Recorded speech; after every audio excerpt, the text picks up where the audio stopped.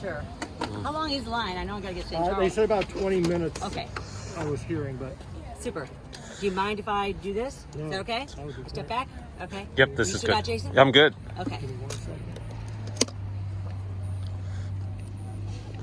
All right. Everyone else ready? Everybody's ready. I'm ready when everybody else I'm is ready. Okay. I'll do 1, 2, 3. Jason, go first. So, the mighty Jeff Rowe said that this is a bellwether for the entire country. What do you think's at stake tonight?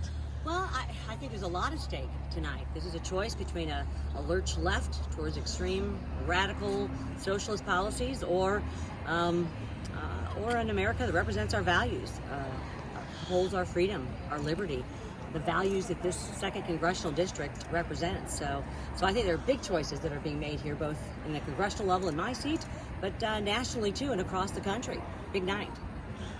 How are you feeling about it? You heard a lot about the early voting, seeing the long lines. What does that mean to you? Well, it means great things to me, because you know what? This is the hallmark of our democracy, of America. I want everyone to get out and vote. I want them, if they haven't voted already, by an early vote or a mail-in vote, they have no reason not to stand in line in this gorgeous weather here today and visit with their neighbors and exercise their incredible privilege and franchise to vote. So we're excited about the big turnout. The bigger, the better. Obviously a strenuous time here.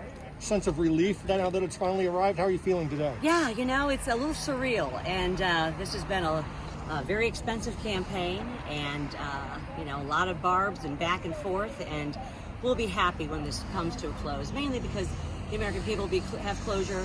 The people here in the 2nd District won't have to look at my face on TV anymore, or anybody else's, and you know, we can get back to the work that needs to be done. I want another stimulus package to make sure that we get through this pandemic. We have small businesses and families that are struggling.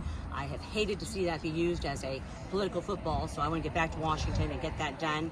And there's more that has to be done to get back to that pre-pandemic economy that we had, to make sure that we keep the regulatory burden off of Americans, keep their taxes low, especially as we begin our recovery, and make sure that they're safe and secure, both in their neighborhoods and in the world. So I think we've got a lot to do. I'm anxious to get back to work, and I hope, and my whole entire family are hopeful that the people of the 2nd Congressional District will see fit to honor me and my family by allowing me the opportunity to serve them for another 2 years in Congress. If you're able to prevail tonight, even if Trump doesn't win this district, is that a sign that voters are able to separate issues from the president? Like, they may like you more on the issues than if they're mad at Trump, basically. You know, I always think that most races, at both the state level, if it's a state rep race or a state senate race or even a congressional race, that they're very local and they can be independent of the top of the ticket.